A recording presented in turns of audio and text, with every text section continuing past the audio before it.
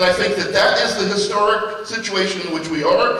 It's the word we should use, and we should offer the vision that it promises.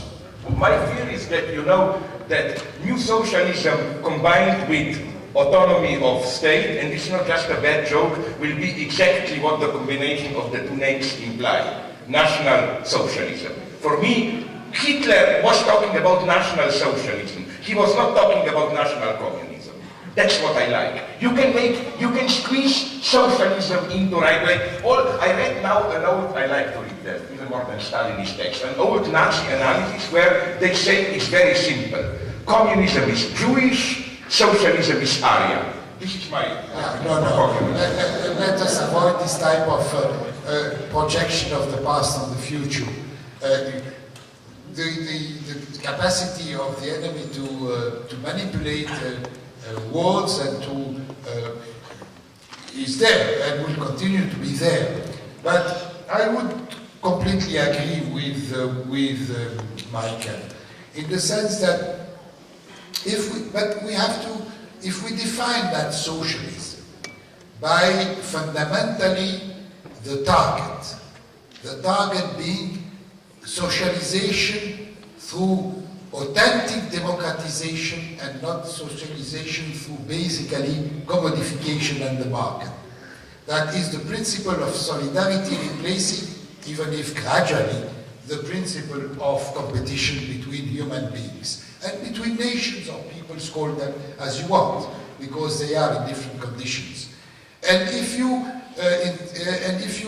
clarify that the final target is equality, real egalitarian, equality between all human beings, of course men and women, of course from different people, colors and people and nations or so-called nations and so on, then I am sure that the echo, the sympathy that you will get a lot of sympathy from the common people. Maybe for tactical reasons, you may call your organization not a communist organization. I'm coming from an area where the world is still conveying a lot of positive aspects. Yes, but nobody is against this. This sounds very, very nice, very persuasive. But all attempts in the past to implement these ideas, you know, you say that. Well, all in the past. The past is one stage in history. It's not the end of history. It has achieved, and I gave the figure. The worst government that you can imagine has done 30,000 better than the previous period of colonization, which was a pattern of globalization. So what? It has come to its end, and we'll have another wave, which should go beyond. Well, because world capitalism needs more educated people in Africa. That's why it happens. It's not because absolutely not. Absolutely not. The opposite. Capitalism does not need everybody to be educated. They need also because there are more educated people under capitalism than under any other system.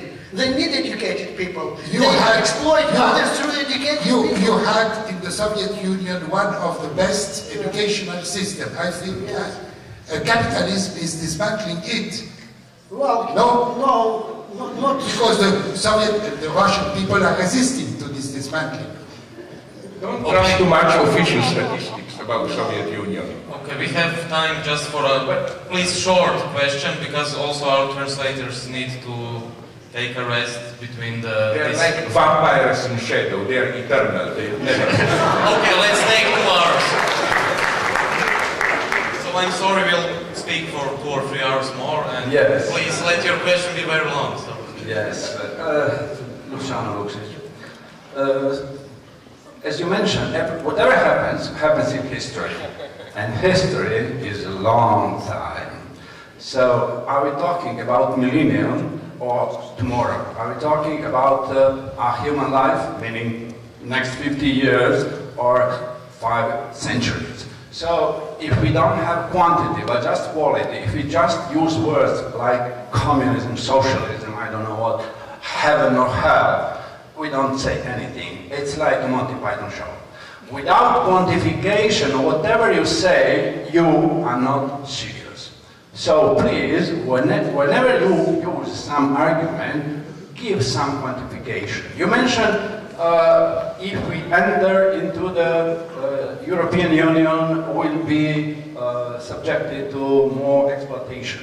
But you don't know that the rate we pay to banks before were about 50%, now it's only 15%. And if we enter into the European Union, it will be probably 7, 8, like in Great Britain. So when you use numbers, you are more clear than when you use great words. I stop here. Thank you. I always use numbers. And when I said about Greece, I didn't. What did I suggest?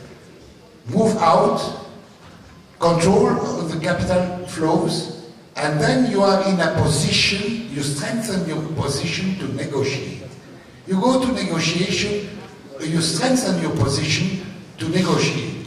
What you have done in the so-called socialist countries towards the end of their history was exactly the opposite.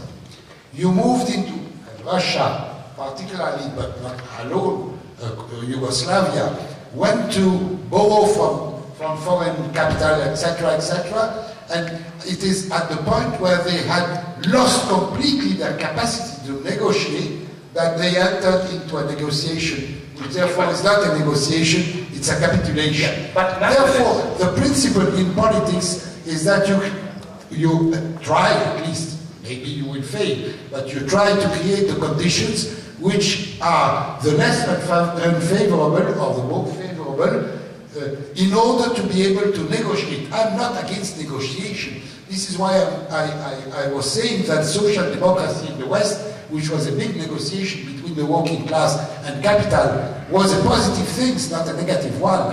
But they tried this before to do it their own way. Why did they start to borrow? Because they screwed it up on their own way. Of course. And we do agree. No.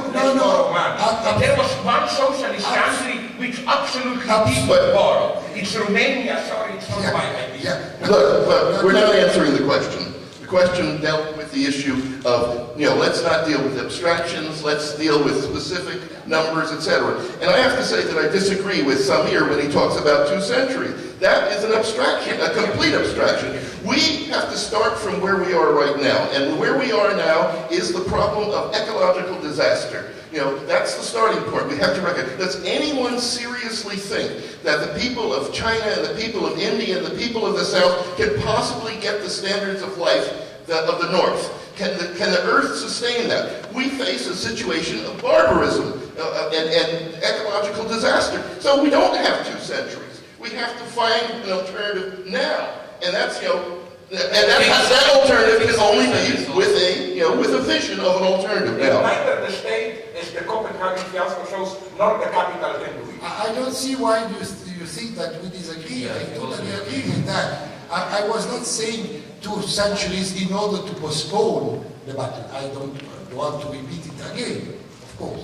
So, one final remark by Mikhail, and then we need to end. Just think about the guy who does not eat, not drink. He solves the problem, and everybody has the same potentiality here.